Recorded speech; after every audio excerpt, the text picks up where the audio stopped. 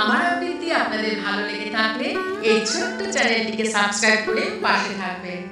আজকে শুরু করছি কবিতা উত্তরাধিকার, কবি অংশুমান কর। 22শে শ্রাবণের উপর আমার ভীষণ রাগ হয়। না, এটি আপনার মৃত্যুদিন বলে নয়। মৃত্যুর উচ্চতা যদি হয় 6 ফুট 2, আপনার উচ্চতা 7 দিন। আপনি মৃত্যুর চেয়ে বড়। আজও ভোরে শিউলি ফুলের মতো আপনি নবীন। নবীন কিশোরের ফুসফুসের মতো আপনি তাজা। দিন বদলের স্বপ্নের মতো জ্যান্ত। মন খারাপের সঙ্গে লড়াই করতে করতে আজও মধ্য 40। আজিয়ে প্রভাতে রবির কর। আবৃত্তি করতে করতে মনে করে সে তরুণ।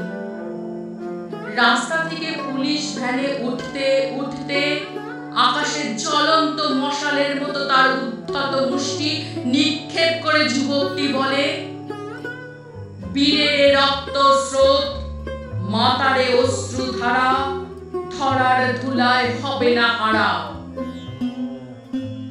আজও ধর্মান্ধ জনতার মাঝে দাঁড়িয়ে একজন মানব পুত্র, একজন ইমাম কিংবা পুরোহিত তীব্র ব্যথায় ঠিকই বলে, এ পান পাত্র নিদারুণ বিষে ভরা, দূরে ফেলে দাও, দূরে ফেলে দাও তরা।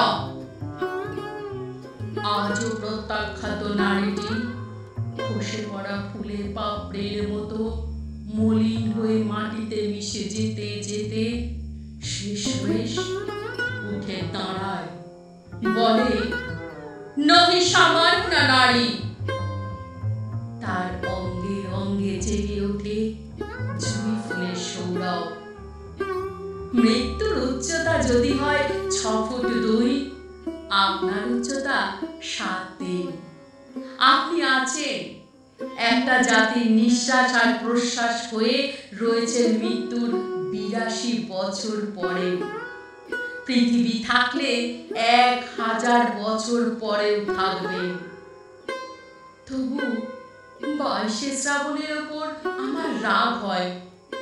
কি তীব্র ভাবে এই একটা দিন মনে করায় আপনার প্রয়াণের সঙ্গে সঙ্গেই আমরা হারিয়ে ফেলেছি আমাদের শেষ দ্বিঘল মানুষটিকে। এই একটা দিন আমাদের মনে করায় আপনার গান আছে, কবিতা আছে, ছবি আছে, গল্প আছে, উপন্যাস আছে, প্রতিষ্ঠান আছে, আশ্রয় আছে, অথচ আপনি নেই। এমন একটি মানুষের মধ্যেও আপনি বেঁচে নেই যিনি শাসকের চোখের ওপর রাখতে পারেন চোখ, ছুঁড়ে ফেলতে পারেন নাইটহুড, যার দিকে ঘাড় উঁচু করে তাকাতে হয়, যার দিকে ঘাড় উঁচু করে তাকাতে হয়, যার দিকে ঘাড় উঁচু করে তাকাতে হয়।